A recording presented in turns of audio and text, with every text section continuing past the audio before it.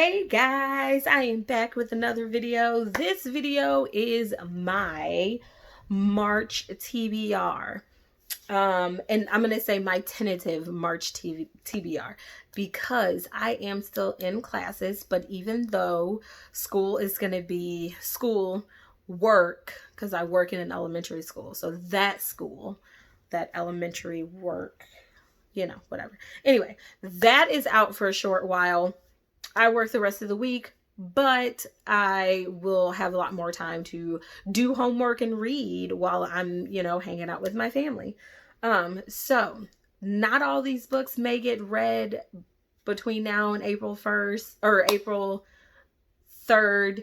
If school is extended even longer, So I'm going to say that this is my March and possibly April TBR, but I'm still going to do a different TBR for April because I may DNF some of these books. I may just decide I don't want to read these books this month and put them on a later TBR and read something different. I don't know.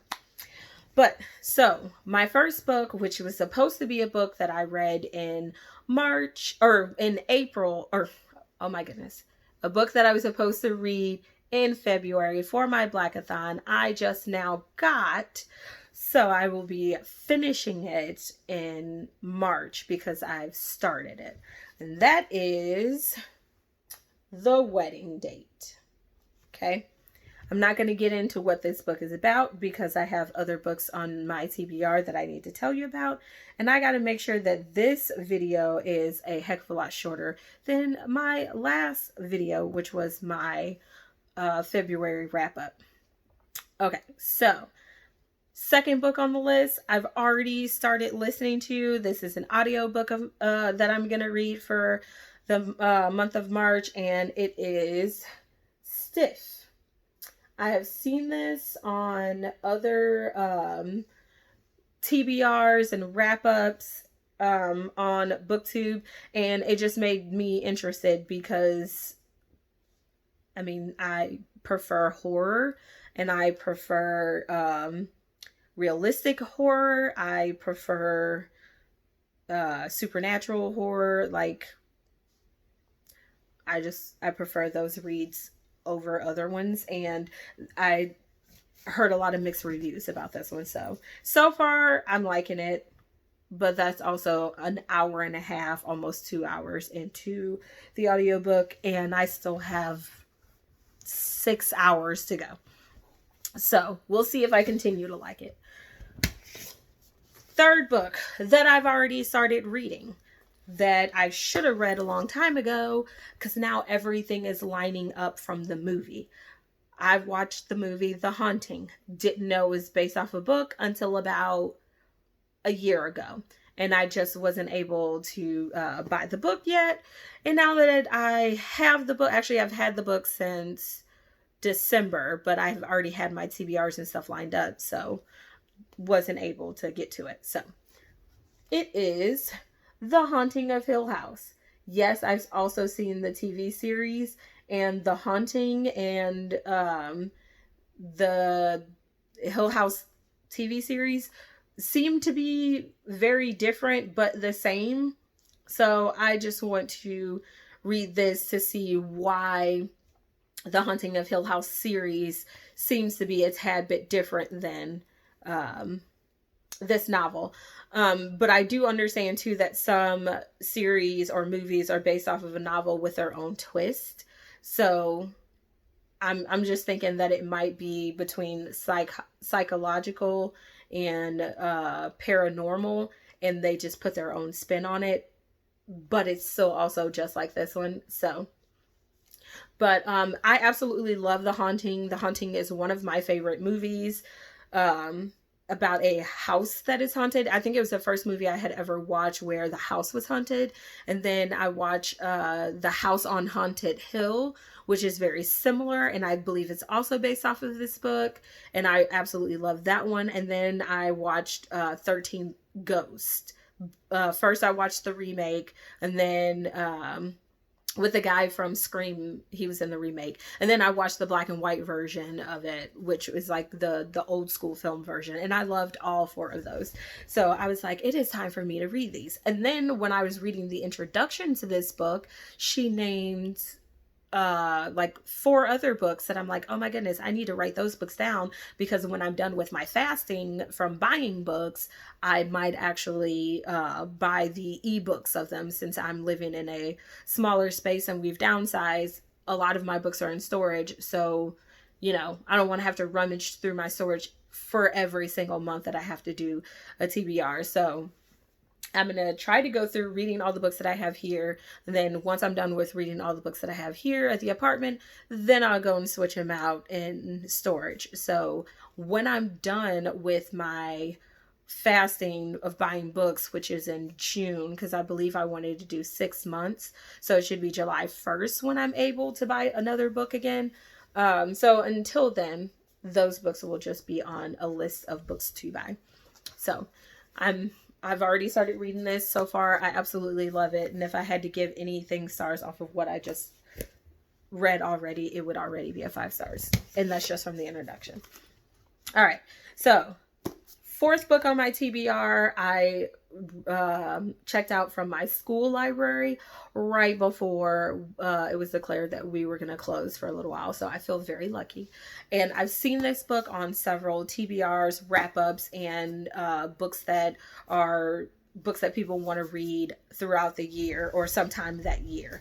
And this book is American Street by E.B. Zobie, I believe the name is. This is a middle grade book. A YA book, actually, if I'm not mistaken. So it was interesting to find it on an elementary school library, but when you have 5th graders that read, middle grade and YA books, this is why it's on the shelf. So I can't wait to read this. I don't know too much about it, but oh, it's about U.S. immigration. Okay, so it's on the corner of an American street in Joy Road, Fibiola, Tucson. Thought she would finally find Belvia a good life. But after they leave Port-au-Prince, Haiti, Fabiola's mother is detained by U.S. immigration, leaving Fabiola to navigate her loud American cousins, Chantel and Donna and Princess, the greeting of Detroit's West Side, a new school, and a surprising romance, all on her own. Just as she finds her footing in this strange new world, a dangerous proposition presents itself. Fabiola must learn that freedom comes at a cost. Trapped at the crossroads of an impossible choice, will she pay the price for the American dream? So it's about immigration to America and navigating through life without a parent. That all sounds really scary. I could not relate to being an immigrant or navigating without a parent. Navigating through hard situations, yes, but without a parent, because it doesn't say anything about her father.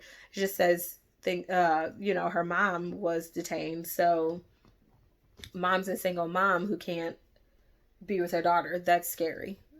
So, but anyway, because this just overall seems like a really good book, and immigration is like all over the news now, and something that I want to better understand myself.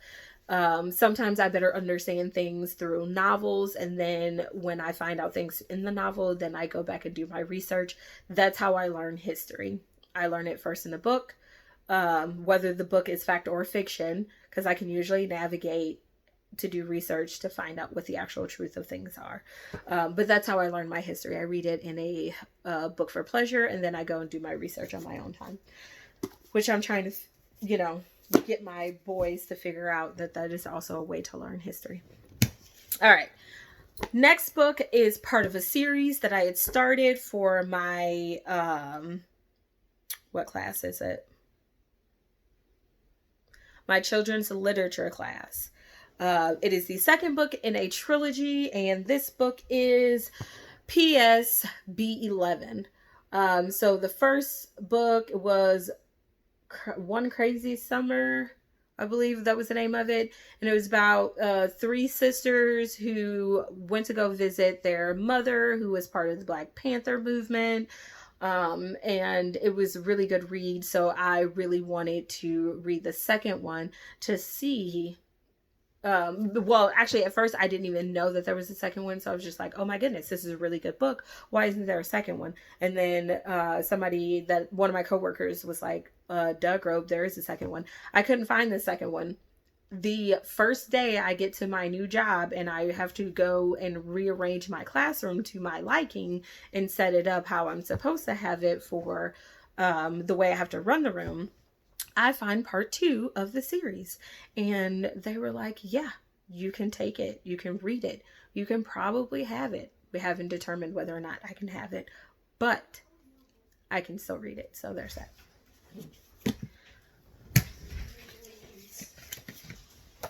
Guess what we got? Me. Yeah. Let me talk about my last 3 books, and then yes, I will devour it. Yeah, they're in the room on their headphones, so on the tablet. All right. Wait, hold on. 4. This is 4. Fifth book on my TBR is another book by Sharon G. Flake, called Money Hungry. My first book I read by her was The Skin I'm In, and I really like the way she wrote this. Oh, yeah, I love this book. And he also loved the book because he had to read it in his 6th grade classroom. So now I'm going. Don't lie. I'm video recording. Don't lie.